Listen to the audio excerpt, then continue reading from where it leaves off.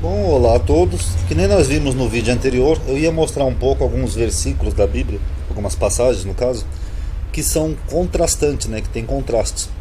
Que nem nós vimos no vídeo anterior, né? Aqui, por exemplo, Jesus fala: ó, veio João, veio o Filho do Homem. João comendo e bebendo, o Filho do Homem, elas não comendo e não bebendo, e o Filho do Homem comendo e bebendo. Então aqui a gente tem um contraste. E esses contrastes às vezes nos ajudam, né, a interpretar o texto de uma forma do que o autor quis transmitir, porque eles estão no texto justamente por algum motivo. Então agora vamos analisar um pouco sobre a questão da filha de Jairo e aquela mulher com fluxo de sangue. Os evangelhos relatam a cura da filha de Jairo. Mas todo mundo conhece essa passagem, né? Um importante membro de uma sinagoga da época. Conforme a gente já viu naquela sériezinha Análise Crítica que eu fiz, tem um vídeo chamado Jesus ressuscitou mesmo a filha de Jairo. O relato original, que é o de Marcos, que é o mais antigo, era de uma simples cura, que parece ter se transformado numa ressurreição no relato de Mateus. Tanto que Lucas também não menciona a ressurreição, né? Só Mateus. Então, o que dá a entender é que era uma simples cura de uma menina que estava doente, e Jesus foi lá e curou, no relato mais antigo, né, de Marcos, e só em Mateus que a gente vê essa mudança. No relato, o autor ele começa narrando o pedido de Jairo. Jairo se aproxima de Jesus, né, implora para Jesus curar a filha dele. Aí de repente o autor interrompe o relato, né, que é uma coisa bem atípica, e ele menciona uma mulher que tem um fluxo de sangue, que Jesus cura essa mulher, e depois retoma o relato da menina. Então é engraçado que aqui ele começa a contar uma história, que é o relato da filha de Jairo, e aí no meio da história ele insere uma outra história, que é a história da mulher com fluxo de sangue. Isso é repetido pelos demais evangelistas. E essas duas personagens, a menina e a mulher, elas têm muitas coisas em comum, que geram um contraste. O que dá a entender, que nem eu falei aqui na passagem de João, do vídeo anterior, que é como se o autor quisesse transmitir que é a mesma coisa, que elas são semelhantes, que elas têm pontos em comuns por algum motivo. Vamos ver alguns pontos semelhantes das duas. Primeiro o personagem, né? As duas são mulheres, só que a filha do Jairo é uma menina e a mulher já é uma mulher adulta, pelo que dá a entender o texto. A menina, na história da filha de Jairo, ela tem 12 anos. E a mulher que se aproxima de Jesus para ser curada, ela estava doente há 12 anos. Então você vê que ele usa exatamente o mesmo número, 12 anos, 12 anos. O que seria uma enorme coincidência, né? Enfim. O problema da menina é que ela estava quase morrendo, ela estava enferma, então Jairo pede que Jesus cure a menina antes que ela morra. Já no caso da mulher é parecido, ela tinha um fluxo de sangue que ninguém conseguia curar, nenhum médico, e que também podia lhe causar o óbito, a morte. Coincidência? Vocês decidem aí. A menina do relato da filha de Jairo, dos evangelhos, ela era filha de um homem importante, que era um príncipe da sinagoga, então era um homem que tinha dinheiro. Não devia ser uma pessoa pobre da época, devia ser uma pessoa que teria condições financeiras, até de um tratamento médico, de alguma coisa assim do tipo. E a mulher também, pelo que dá a entender o texto, a mulher gastou muito dinheiro com médico de vários tipos e nenhum conseguiu curar. Então se ela tinha dinheiro para gastar com os médicos, dá a entender que essa mulher também não era tão pobre, ela devia ter pelo menos uma condição financeira razoável. Vocês notaram como as duas têm muitos pontos em comum? No caso da menina, é Jesus que toca na menina e faz a menina se curar. Ele fala, Talita cumi, né? Levanta e anda. E a menina se levanta. No caso da filha de Jairo, não, é a mulher que toca em Jesus. Ela toca nele e o fluxo de sangue dela é curado. No caso da menina, é o espírito da menina que volta para a menina. Ó, seu espírito voltou. Você lembra que eu falei que Espírito Santo na Erua, que acorda, é um movimento, é um sopro, é algo que se move? Então, houve um movimento que fez o espírito voltar para a menina. No caso da mulher, a gente vê um contraste. Foi um espírito que saiu de Jesus, um movimento.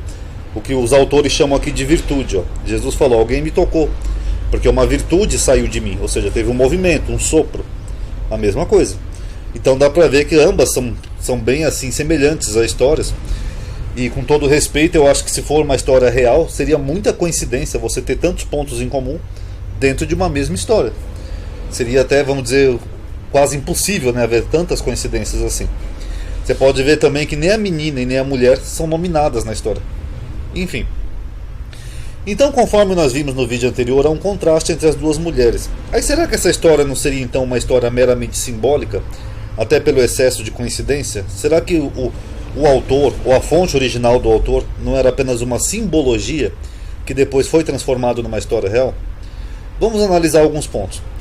Mulheres, que nem nós já vimos aqui em vários vídeos, então eu não vou ficar repetindo, ela representa aliança em linguagem bíblica. Você pode ver lá no Velho Testamento, ou no próprio Novo Testamento, né, que Jesus é o cordeiro que vai fazer as bodas com a sua noiva, né? Se é uma noiva é porque é a esposa, né, de Jesus. Então, no caso, isso tem um simbolismo com a aliança. Aliança é que nem um casamento. E se essas duas mulheres representassem na visão do autor essas duas alianças, e não um fato real e histórico em si? Por exemplo, a menina seria uma nova aliança, e a igreja, enquanto que a mulher, que é a mais velha, seria Israel, ou seja, duas alianças, duas mulheres. O número de 12 de anos da menina seria um simbolismo dos 12 apóstolos, enquanto que na mulher, os 12 anos que ela estava lá com fluxo de sangue, seria um simbolismo das 12 tribos de Israel perseguidas. No momento que a menina nasce, a mulher adoece, porque se a menina tinha 12 anos e a mulher estava com fluxo de sangue há 12 anos, então quer dizer que quando aquela menina estava nascendo, a mulher começou a ficar doente. Também, né, faz um certo sentido. E a mulher começa a ter um fluxo de sangue, ou seja, uma hemorragia, ela começa a perder sangue.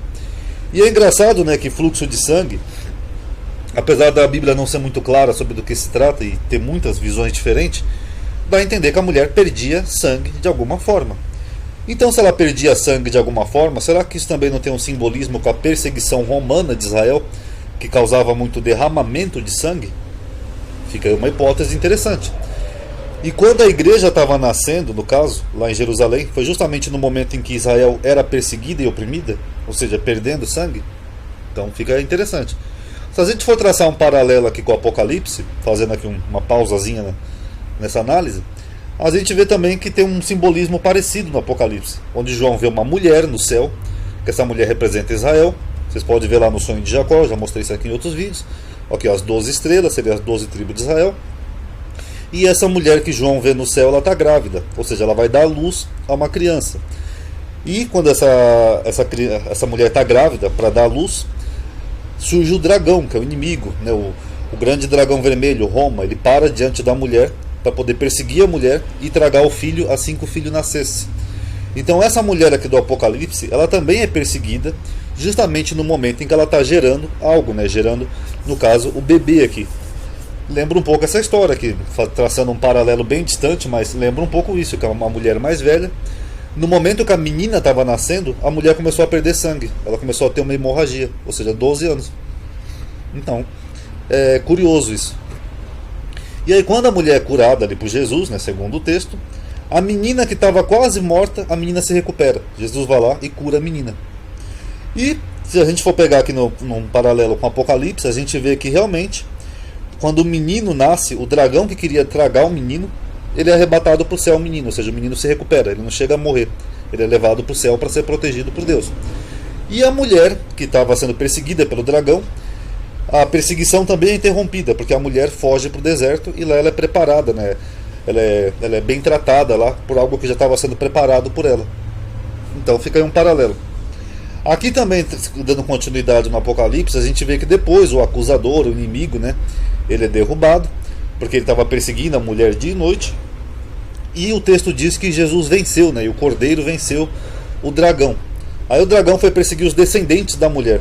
Então também tem um simbolismo aqui paralelo, né, da impressão que a igreja que estava nascendo, ela foi perseguida no princípio, e aí depois o dragão parou de perseguir a igreja e começou a perseguir os descendentes da mulher, que também já tinha sido protegida, né, mas os descendentes dela é que foram perseguidos. E só por curiosidade aqui, o Velho Testamento também fala, né, de fluxo de sangue, mas aqui num outro sentido. Mas aí quem quiser dar uma pesquisada ou analisar, também está na lei, né, sobre fluxo de sangue, tá? Que aí já é uma coisa mais, já não tem a ver com simbolismo, tem a ver mais com a parte de doença mesmo. Aí fica essa pergunta: será que essa história da filha de Jairo não era um tipo de parábola originalmente? Talvez dos apóstolos explicando, olha, tinham duas mulheres, uma mulher que estava nascendo e outra que já estava doente há um bom tempo. E essa mulher que estava doente, Jesus curou, e ele recuperou a que estava nascendo. Será que não era algo mais ou menos assim? Um simbolismo que Marcos narrou como se fosse literal? Até porque isso também é comum, né, dentro da análise crítica, que eu já mostrei naquele vídeo sobre Lázaro, né? Lázaro podia ser só uma parábola, Que a gente vê lá claramente em Lucas, e quando chega em João, Lázaro vira um personagem real, o discípulo amado de Jesus. Será que aqui não é o mesmo caso? E depois os outros evangelistas foram tomando como uma história literal? Até porque é muita coincidência, né? Todos esses pontos aqui em comum e contrastantes entre as duas mulheres. As duas são mulheres, as duas têm uma história que envolve um período de 12 anos, as duas estavam perto da morte, as duas eram filhas de alguém importante, né? De alguém abastado. As duas tiveram algum tipo de toque, né? E contato com Jesus e foram curadas por Jesus. Será que é só coincidência? Ou será que era só uma alegoria, uma parábola que depois foi transformada numa história real? Então analisem aí, tirem suas conclusões. Quem quiser opinar ou dar até uma outra hipótese, fique à vontade. Talvez num próximo vídeo eu vá falar sobre as duas mulheres do Apocalipse, tá? No Apocalipse também não tem só uma mulher, tem duas. Tem uma mulher e uma prostituta, né, no capítulo 17. Talvez no próximo vídeo, tá bom? Obrigado aí por ter assistido. Paz a todos.